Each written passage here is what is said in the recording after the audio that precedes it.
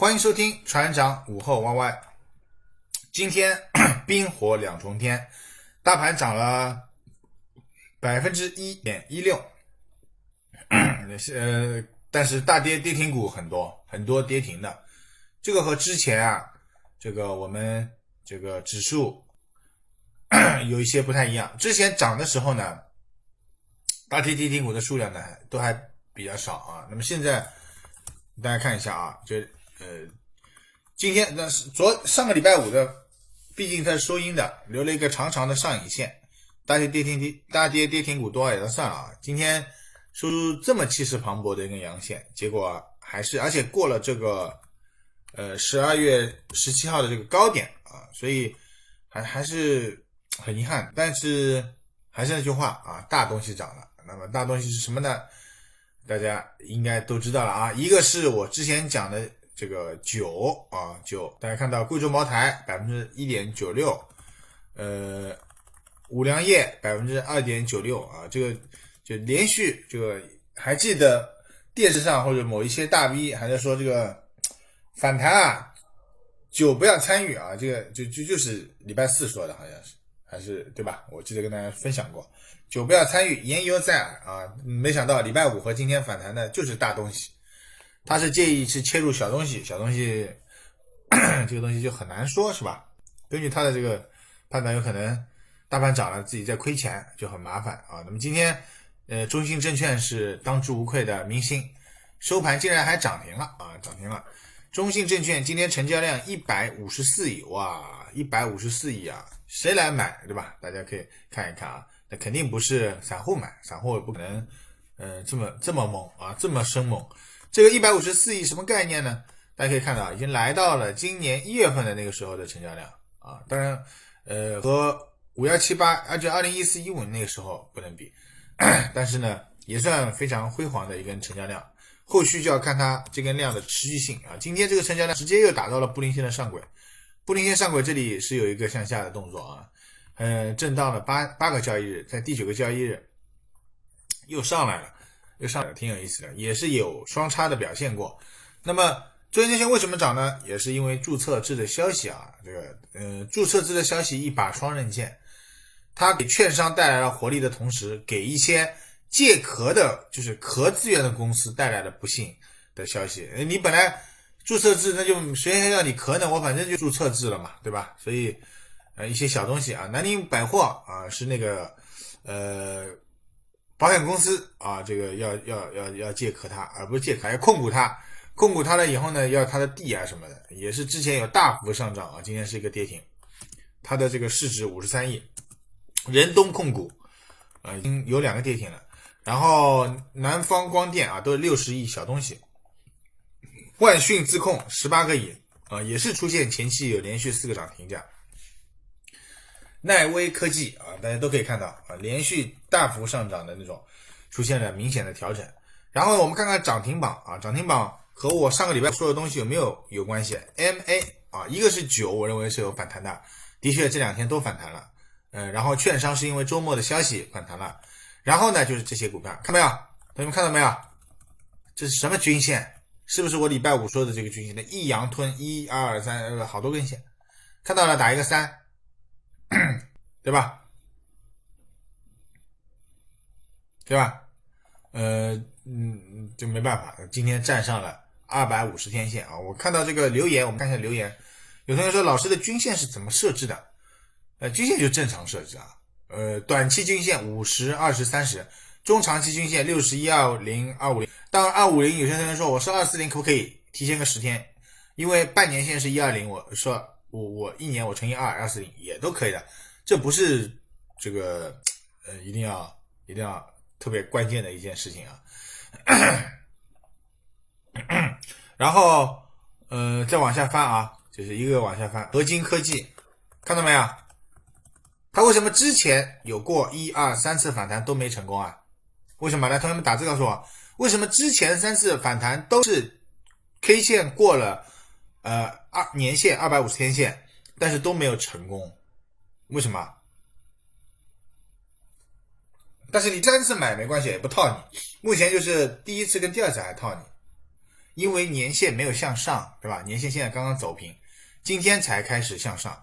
怎么看向下？很简单，这里有个箭头，就在这个地方后面有个箭头，看到没有？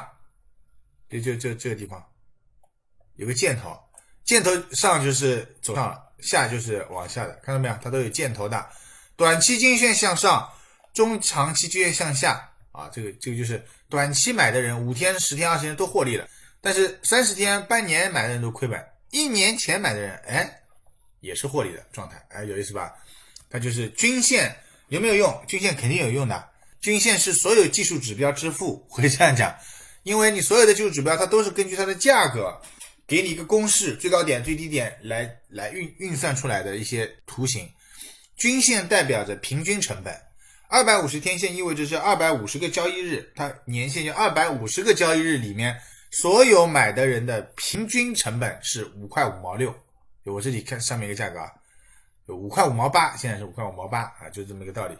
5天的平均成本是5块7毛5，就平均成本，好吧？平均价格应该这样讲，平均的价格，对吧？成本是要通过对数的计算去计算的，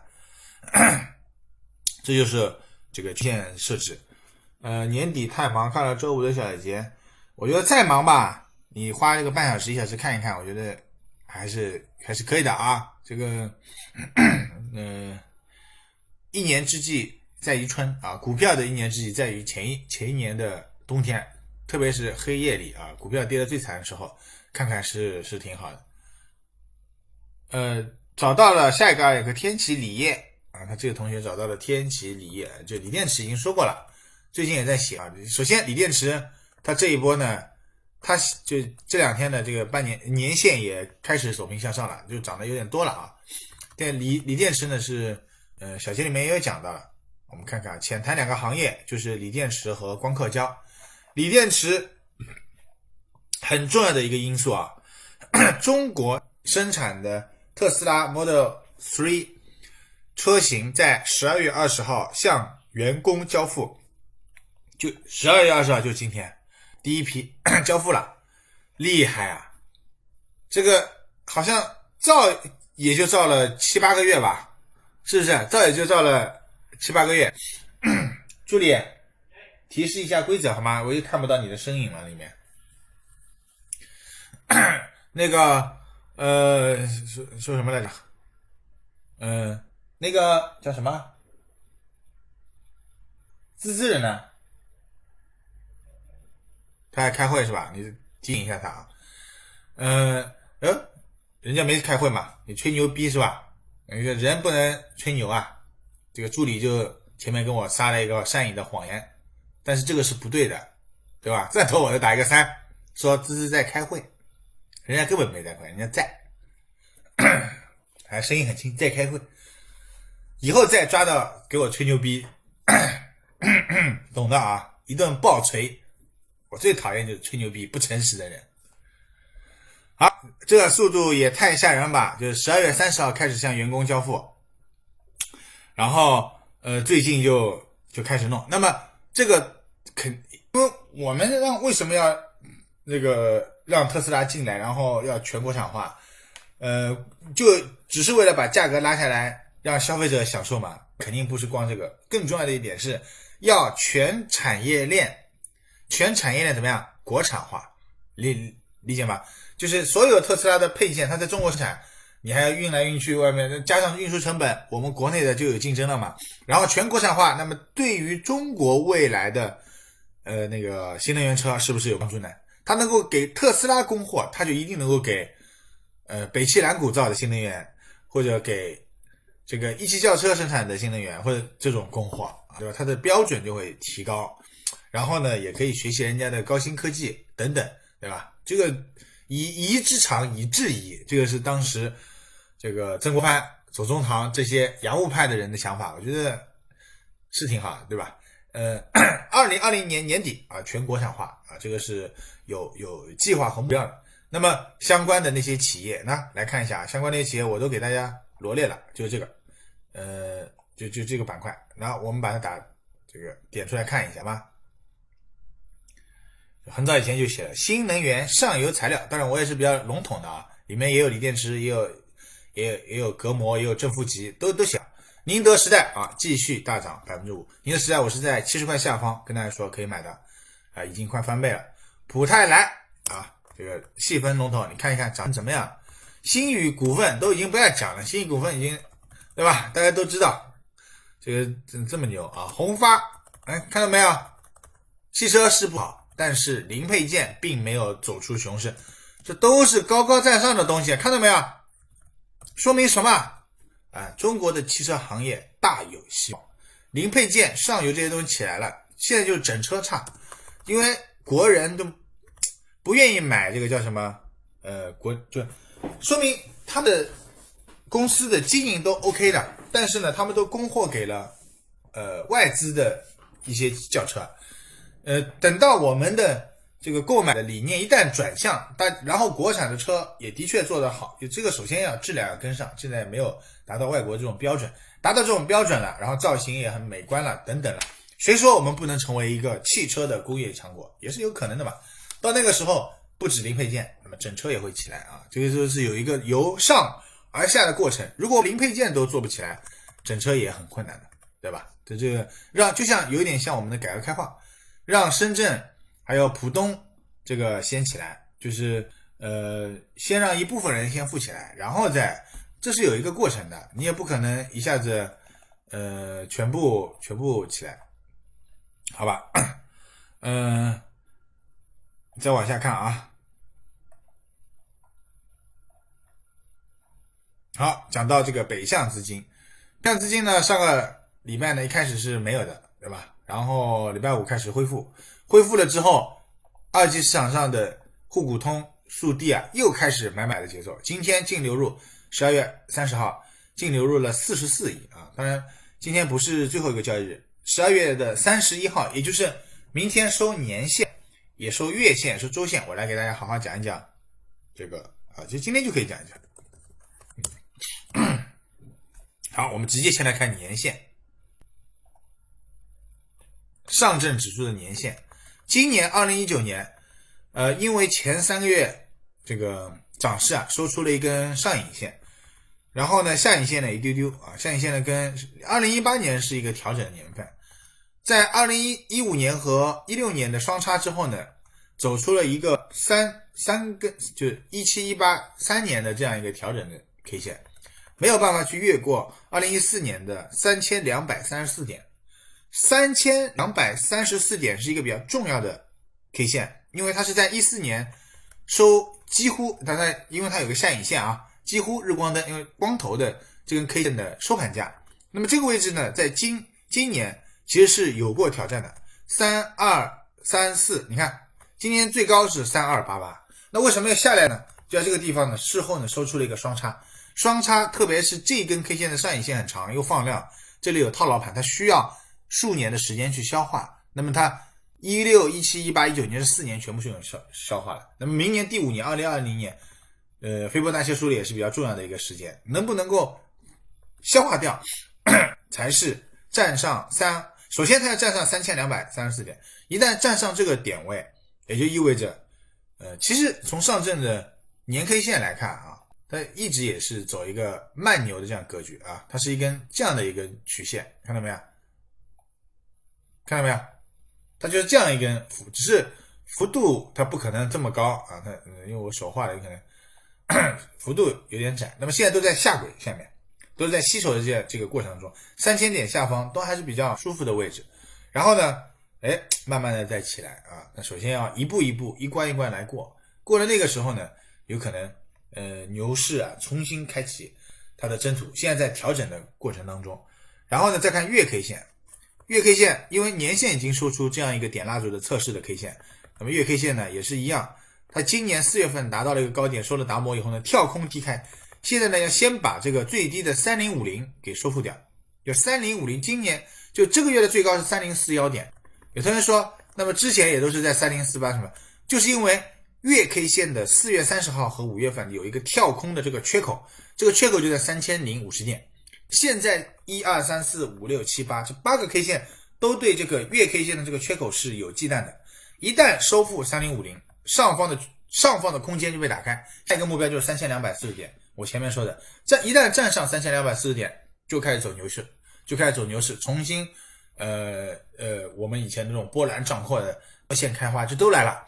但是这一次的牛市因为注册制啊，因为什么的，而且股票也那么多，和以前所有的股票全部涨，垃圾股也乱飞，我觉得应该会有一些不同。那么虽然年底也是垃圾股，就是 ST 它是要博那个叫什么东西，债贸也是有一波行情，但是未来的牛市我想和之前应该是不一样，还是好的东西，业绩啊、财报啊各方面，为什么一直在直播里面给大家讲一些财报的基本的知识，我觉得会有不同。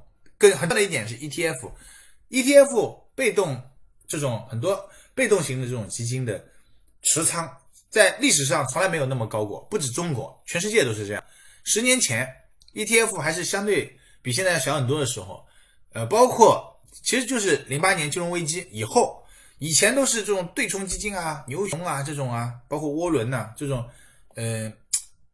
投机比较厉害的啊，别人配的资金啊占比啊会高。现在因为金融危机的事情，再加上很多不确定的因素，国际的形势的错综复杂， ETF 买交易所的大盘指数的这些投资基金越来越多，因为稳健啊、复利啊等等，所以这部分的资金它对指数的把控和配置就越来越强。比如说我们现在说包括期权，它针对的就是50 ETF 和300 ETF。 你们来看一看，就它把投机的部分拆开做了，对吧？给你很大的杠杆。你看50 ETF 今天最高70%吧，我们点一下啊，70，你看最高收盘上70%，盘中98%，就是今天你买认购，而且它今天开盘是负的23、25这样，就今天你只要买，它不是说高开直接杀，你今天买单日做得好1倍，对吧？而且当天买进买出没有任何限制，直接钞票到手口袋里，10万块钱买进，对吧？如果你因为现在已经有方向了，没有方向的时候做双卖，有方向的时候做双买。举个简单例子，你买入了这个50 ETF Go 1月3149A 啊，为什么会有这个？因为它有一些送啊、分红啊这些，所以它的折算你不要去管它啊。包括现在有300 ETF， 你根据自己的一个简单的判断和 K 线里面的合约啊，你只要不要买了过分的这个实值，就深度实值或深度虚值，就围绕着这个现在的实际的价格上下因为你再往下呢，不是说不可以，比如这4%，它的成交金额只有28万，这个就是成交量太少了，你就在中间啊，主力合约的上下啊，当然它现在主力合约在这个实值的部分啊，因为300是主要合约嘛，50 ETF 1购1月3000，那下面的这种几千万的1个亿的也都是 OK 的，在里面去做双买的动作，你这一部分赚了 60%， 即便你收盘卖掉这一部分亏掉了 28%， 那么你叫什么一进一出的差价你也有 30%， 相对来说还是比较稳健的。除非它就是走平你就要做双卖赚权利金，否则时间价值的推移你会亏钱，因为你过了一天了嘛。然后我们再来看300，哇，300的波动就更大了，看到没有？今天收盘 170% 哦，178，最高来到了197，一样的，开盘是负的，开盘负13，也就是说单天可以给到你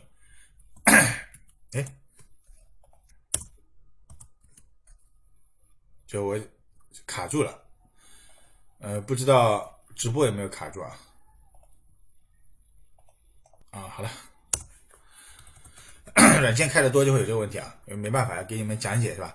那它本来是卖36块钱一张单，最低3张我们不讲，我们就算40块钱，收盘结算价来到了100块钱，40你投4万块赚了10万，就是收盘10万块赚6万多，超过1倍，对吧？这就是杠杆，它在期权这一部分给到你杠杆的权利，然后呢在主板上又给你，比如说你想买盘子大的，对吧？贵州茅台你礼拜四你这里有个双叉，你跟我一样要博反弹，1135块钱买进，你现在1185，你直接赚了 5%， 对吧？2个交易日，那也挺好，对吧？你就是看你自己要的是什么。给投资的人有投资的空间，给投机的人有投机的场所，这是一个好的交易所应该具备的。衍生产品应该推广出来，不要把投机的人跟投资的人都集中在一个地方，那就很麻烦，对吧？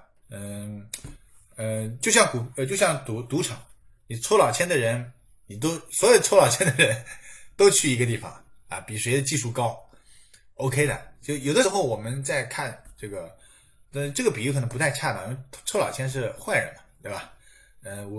违反了正常的规则嘛。但是从技术面的角度来讲，有的时候有一点点像抽老千。如果散户都不懂技术的情况下，有的时候买卖点还是比较清晰的，懂我意思吧？我就要表达这个，应该让这部分类型的人都在一个地方去玩啊，不要跟普通的老百姓混在一起啊。普通老百姓就是70块下方宁德时代，听船长的买了就行了，对吧？汇川技术，老师说过了，这个25块下方啊，或者22块下方买了就放着。你看它现在人家就慢慢涨啊。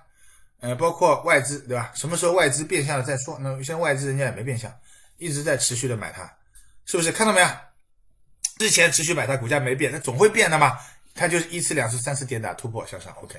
然后它现在来到之前成交密集区套牢盘，这个地方有一定的压力，看一看这个压力怎么化解，化解不了调整一下，化解得了35块上方。听明白了吗？听明白打3。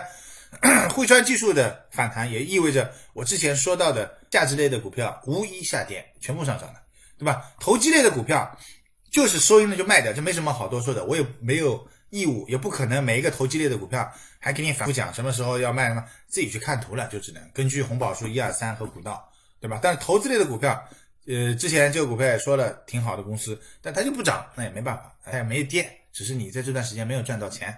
那么现在它也上来了。也是 OK 的。但是像爱尔眼科，有时候也有同学在问，那爱尔眼科就没办法，它因为涨得太多了，从讲了以后涨得太多了，那就要调整了。38块下方也是有价值的，那现在也没有跌破38块下方，在耐心等待。上海机场就时间被浪费了嘛，对吧？你这个也是之前涨太多了，那一样的。如果汇川技术也涨得很高的话，它依然会出现这样的问题这就是一个涨多回撤的修复，很合理也很正常。海康威视跌破管道线以后，你看它就一直在做三角形的，而且它是一个下降三角形整理的一个收敛，那就爬吧，吧，不像汽车那种，前面给大家看的汽车，你去看一下，很多股票都是汽车，很多股票它，好像那个我看一下啊，也是同学留言里面又问的一个股票，我忘记是哪一个了，再看一下，就它每天都涨很多，涨一点点也不涨停，但是它就能天天涨。是前面看到一个，好像简单看了一下。好，我们就按照留言来吧。脑子不好，只能根据来啊。指数双叉，指标金叉是牛要来了吗？上证是牛，一定要站上3240点啊，这样那个位年 K 线可以啊，就是真正的牛市。他说周 K 线双叉，是说上证指数嘛？周 K 线没有双叉呀。好，那就出现这个问题。这位同学他没有看懂双叉，就他认为这两根 K 线是双叉，对吧？看明白了打个3，对吧？我是根据留言里面来，不要急啊，我都能看留言里面，看到没有？他这个东西不是双叉啊，这个不是双叉啊。这位同学看错了，那我就不。有同学说跟什么媳妇吵架了，我回答他家和万事兴。今天复盘看了喜爱多的很广告，不明白为啥股价高价收购几乎1倍的样子。喜爱多什么？问他讲讲喂。喜爱多，爱喜多，什么？打错了吗？多喜爱，这一共就3个字，3个全部搞错。首先，多喜爱是一个这个叫什么？次新股。他说会不会像一汽夏利这样？一汽夏利后面会不会走成多喜爱样子？这个跟一汽夏利有什么关系呢？一汽夏利后面会不会走成多喜爱？这两个还没有什么关系吧？对吧？我也没看懂。为什么要一期下跌要走成它的样子？什么？它是一个次新股啊，次新股我之前说过了嘛，它当然它在15年6月上市，3年以后就18年的6月这个位置，全解禁了，全流通。我们看一下 F10 股本结构，全流通的，对吧？它所以你看，流通了以后砸到一个低点，它在19年的2月份砸到一个低点，用了半年的时间，它为什么要拉上去？拉上去也是为了卖掉嘛，有更好的价格嘛。啊，砸下来以后，低点没有再过这个低点了，但是呢，也是在做一个三角形的这个整理，和一期下跌没有什么关系的。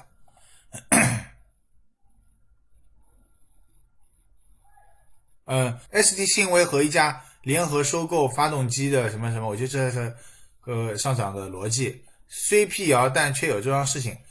还是这个问题，狼来的孩子的故事听到过没有？狼来的听到过没有？听到过的打一个3。就是信威他不是第一次说要收购什么了，除非你真的是内部人员或者说被收购方，然后真金白银，很多东西就是真金白银。我为什么有的时候会怼一下电视上的这个财经的或者大 V 或者什么，就嘴巴上讲啊没有意义，他嘴巴上讲好，这个股票这个我早就看中了，你看涨得厉害吧，或者说我说这个股票要卖吧什么，就事后来讲这个事情谁都是股神都可以讲的，包括公司一些收购的行为也是这个假消息假新闻太多了，我们没有办法去分辨这个真的还是假的。但是钱可以，比如说公司说它业绩好，那你每股经营性现金流就一定要好，对吧？你要体现在你的财报上。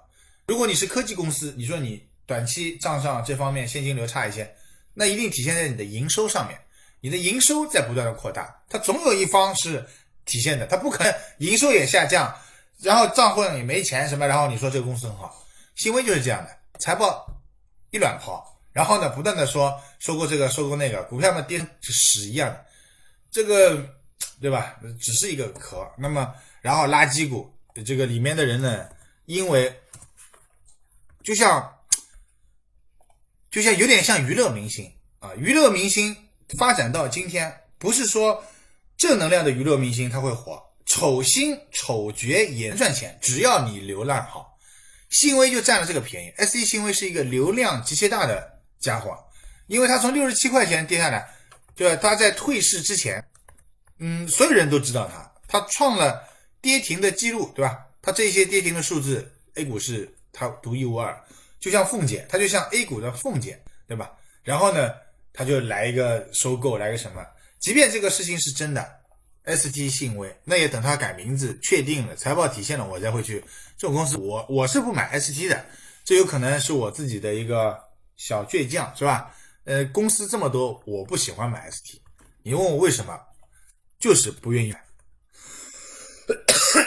你懂我意思吗？所以没有办法啊。那么他1块钱搞到了3块9，我就只能用乐视网来举例。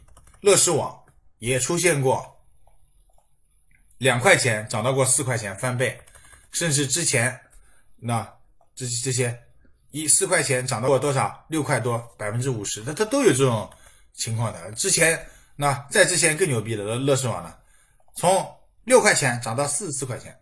那今天乐视网安在，马上退市了，懂我意思吗？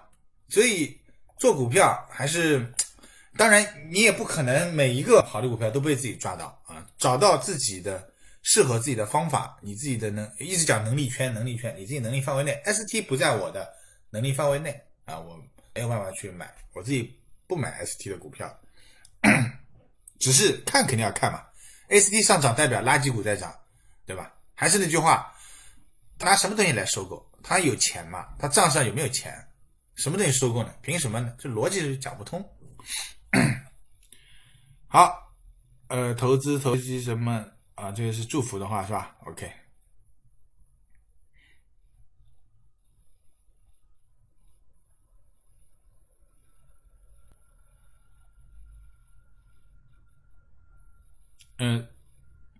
那这个同学讲了 ，YY 里专门讲过汽车行业，一汽系都没涨，对吧？这个大家认真听的话，其实一汽夏利、一汽轿车是早就是涨过了，两个来回做就可以了。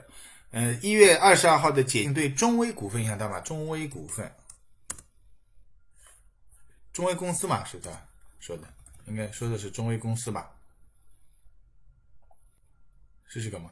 我看一下啊，解禁 F10 股本结构，看时间吧，它解禁的时间是在2020年1月22号啊，这个没有什么影响，因为它这个只有 0.56% 啊，这个不多。我担心的是在7月份发生的 36% 和2年以后7月份发生的 53% 啊，这两部分是要担心的，好吧？最近的不用太过担心。上午最高买了雷曼光电，吃了碗大面。雷曼光电，看到没有？这个就是很明显的，昨天认为吃大面，今天喜笑颜开，笑嘻嘻，就是昨天就上个交易日礼拜五但是他上午追的话，上午应该是在这个位置啊，那等于只是回本了，对吧？只是回本了。他是在9点几的时候追的，然后收盘收成了负的，然后今天又是负的开盘，直接涨停了，哇！昨天跌到了5个点，不是涨停的时候觉得，就是振幅有9个点，4%追，收盘跌了9个点，今天全部回来还赚，应该是还，我不知道他是不是最高点买的啊，最高点买也赚钱，对吧？挺有意思，他是问的问题是什么？你给分析一下，谢谢你老师。那已经涨停了，那我们就分析没有涨停前的情况，好吧？30分钟 K 线，30分钟 K 线，它就是第一个 K 线就全部涨停。那么对于没有涨停的这部分，区域放大看一下 VOL， 好，它就纯粹讲技术啊，它在27号的这一天。第一根 K 线一共是30分钟 K 线一共是8根，对吧？然后大家看一下，它这个位置呢，突然之间有成交量放出啊，放了一根量，涨了 4. 点几，后面缩量，然后直接呢以一个恶魔炮的这个状态开始往下砸到这个位置的时候，我之前讲过的，负的，然后跌破布林线下轨，如果不收下影线，成交量放出，只要它没有按在跌停板上面，或者说有一丢丢的下影线，就说明已经有资金在切入它的这个叫什么反弹了。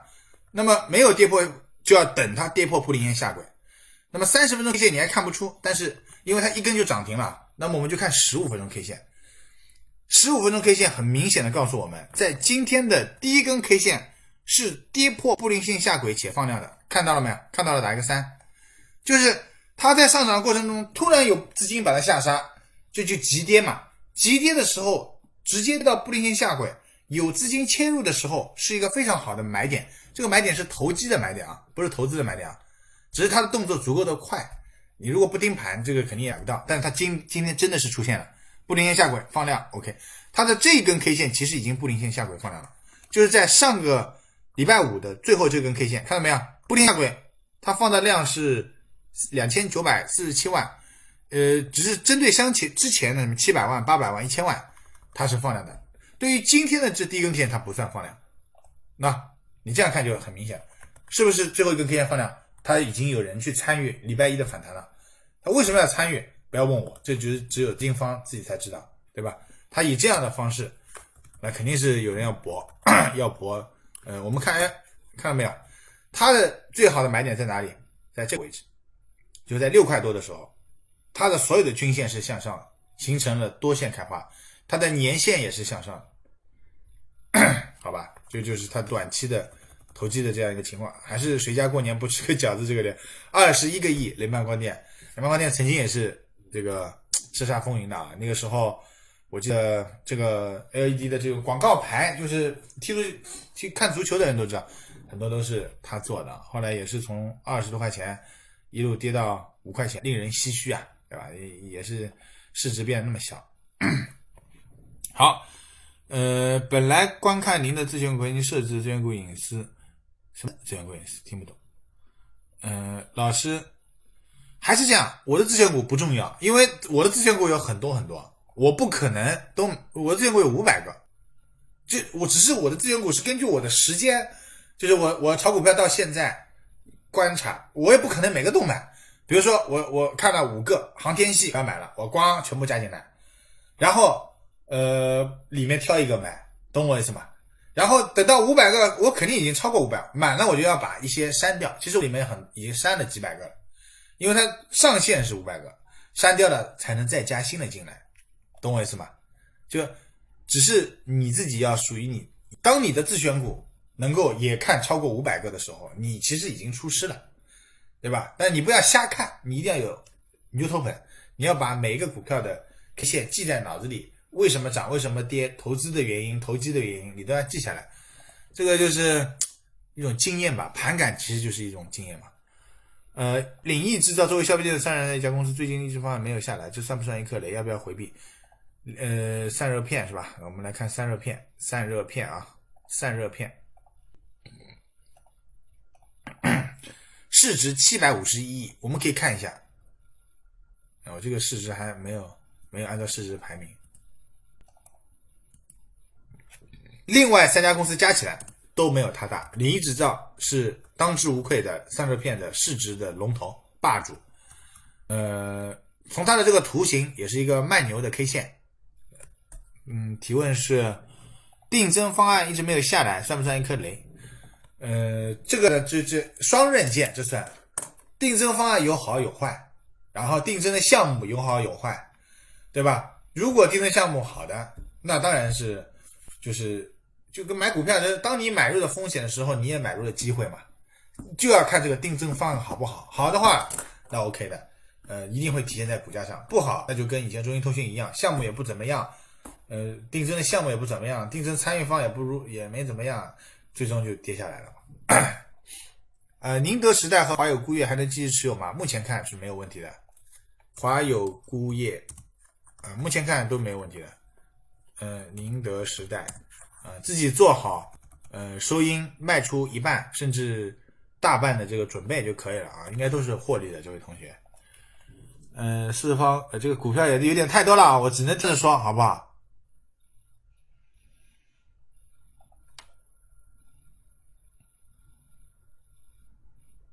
海航基础今晚的公告会是版吗？海航基础这位同学还是想多了啊，就是具体的公告啊，那这里有写着啊，你股权转让啊股权转让101个亿，持有的金海湾100%的股权巴拉巴啊，那么像这种消息啊，他也不可能刚知道嘛，但是呢，这个 K 线和我之前说的弱势的股票，站上250天线是个买点，那么它呢是离250天线比较远的这个乖离，这上也有一些的消息啊。你看，这已经这2根涨停之前也有资金已经切入了嘛，对吧？所以今天呢，从这里切入的资金4块钱切入，今天最高涨了4块8，过年前能够赚个20%，有些资金它就是要个10%、20%，所以你也没有办法，这个你指望所有的人都跟你一样志存高远，买了以后拿住天天涨也很难。是哪个股票来着？有点忘记了，不知道哪个股票，反正就本来是想说的。然后今天呢，主力上证指数上午收盘来到了一个我非常喜爱的点位，大家知道是什么点位吗？有看盘的打出来。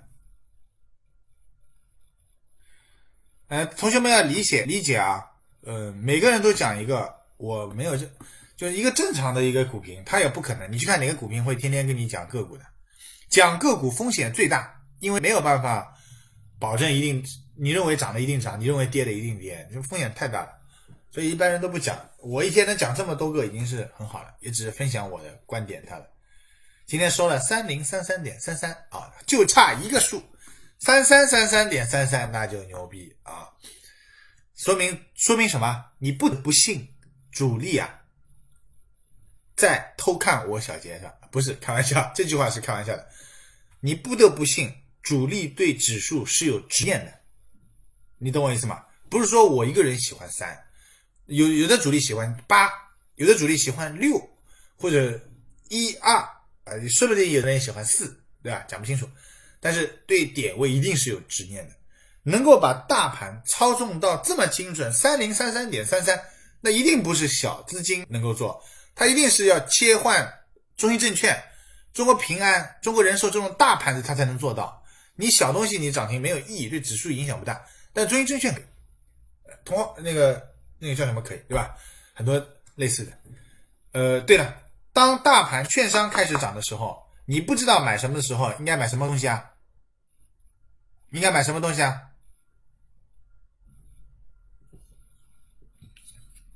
同花顺、东方财富。后来我还说，个股你不会买，你要买什么？券商 ETF。有记得吧？证券 ETF。